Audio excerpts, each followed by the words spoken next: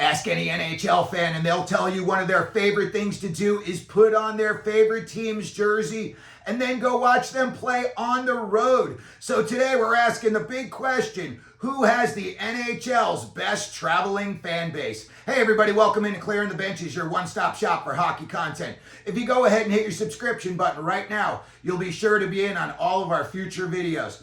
Well, I had season tickets to the Rangers back in the late 80s, and for the most part, it was 90 to 95% Rangers merchandise being worn at their home games. You would see a smattering of Islander fans there, Devils fans, and Flyers fans. You would see guys in the stands wearing their jerseys. But for the most part, it was strictly Ranger fans. A couple of years ago, I went to 30 home games at the Mullet Arena for the Arizona Coyotes, and game in and game out, it was a takeover by the opposing team's fans.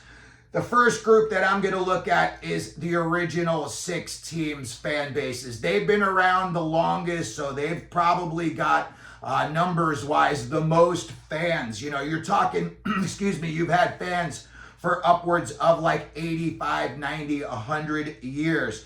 So when you look at those teams, first and foremost, I have to say that the Montreal Canadiens and Toronto Maple Leafs, their fans bring it when they are on the road. You see a ton of Habs jerseys. You see a ton of Leafs jerseys. And although most of the jerseys, you know, when I saw the Canadiens at the Mullet, a lot of guys are wearing like Cole Caulfield stuff. And I don't think I saw any Guy Lafleur jerseys there. Same thing with the Maple Leafs. You know, you didn't see anybody wearing any Mahovlich jerseys or Daryl Sittler jerseys. It was all Austin Matthews and Nylander.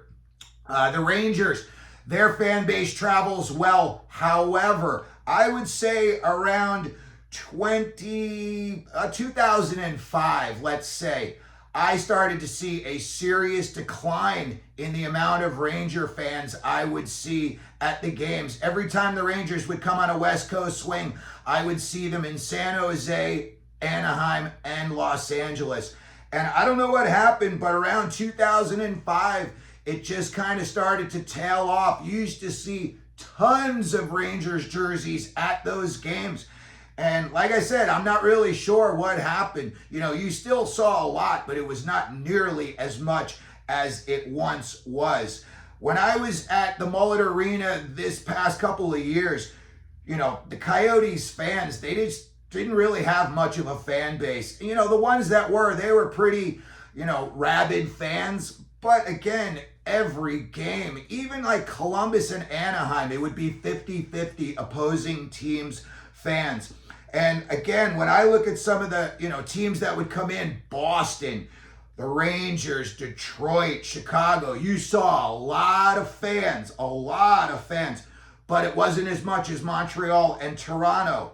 And then when you even looked at another Canadian team, the Vancouver Canucks, I went to a game about 10 years ago at the Crypto.com Arena in Los Angeles, and there was an entire section of Canucks fans. Everybody was wearing Kings jerseys, and then you went to this one section, and the whole section was blue with the Canucks jerseys. It was very impressive, I have to admit.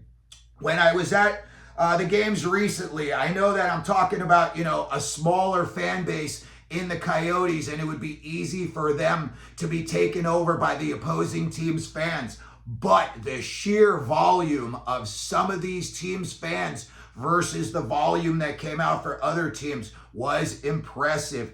When I was at the Mullet, the 2 teams that really bought it, what I would say were the most, were the Edmonton Oilers and the Colorado Avalanche. I went to the Oilers game and I dubbed it McDavid Fest. I would say that out of the 4,000 people at the game, there were anywhere between 1,200 and 1,500 McDavid jerseys. I counted 1 Wayne Gretzky jersey, 2 Mark Messier jerseys, and a Dave Semenko jersey at that game. It was very impressive. I would say that that was probably 85 to 90% Oiler fans at that game.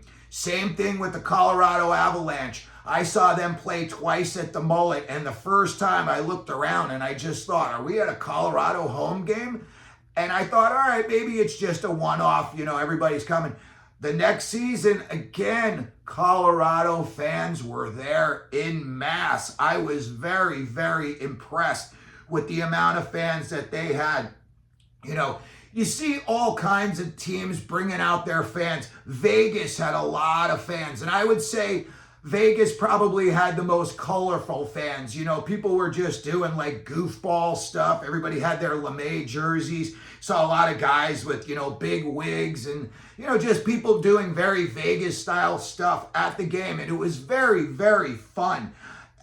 It wasn't a takeover like I would say Edmonton and Colorado were.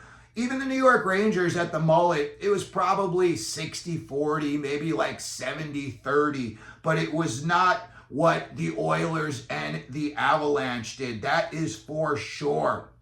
And again, when you look around and you see so many fans, wearing opposing teams' jerseys, you've just got to say, first of all, is it the other team's fan base is so strong, or this team's fan base is so weak? And here in Arizona, it was a big-time combination of the two.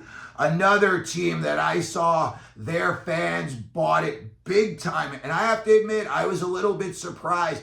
And that is the Pittsburgh Penguins. When we saw them recently, there were tons of Penguins fans. Both seasons that I went, I was surprised. It was probably at least 50% Penguins fans at the arena.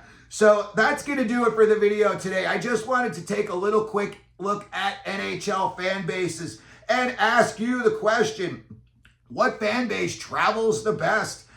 I would have to say out of the teams that I've seen, recently, and I did go to a lot of games in San Jose, mostly Sharks fans. In Anaheim, it was a little bit more 50-50. We saw the Red Wings play there in the playoffs, and it was a big-time Red Wings takeover. But let me know what you think down in the comments section. Let me know how you think your favorite team's fan base travels. And if you could, please like the video. Don't forget to subscribe. And as we always do here at Clearing the Benches, let them know you're out there.